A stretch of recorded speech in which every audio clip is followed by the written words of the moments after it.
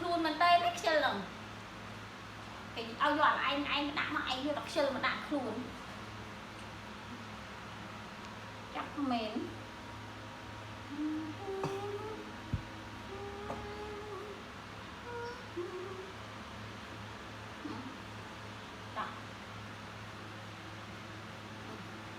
đồng xanh tranh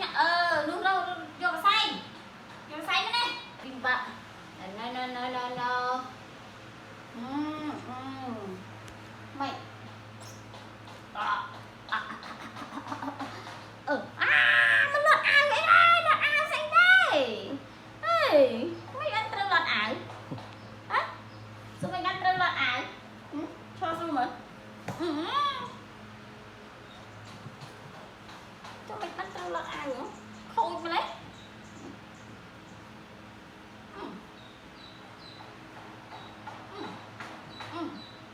thôi nhỉ mở đây cái mặt mở đây đây ấp rồi pơ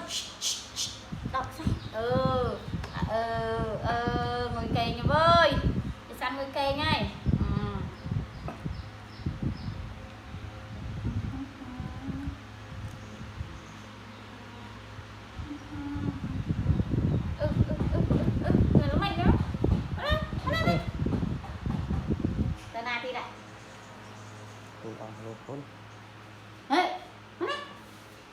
rồi thì đâu rồi anh đi đây bên đây ôm như từng thật ô sợi tật ta mau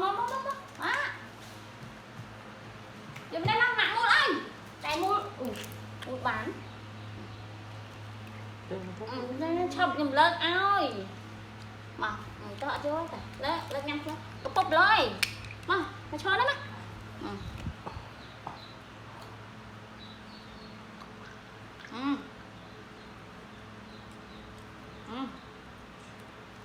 nè tầng đó nè tầng lên khang khao mà mày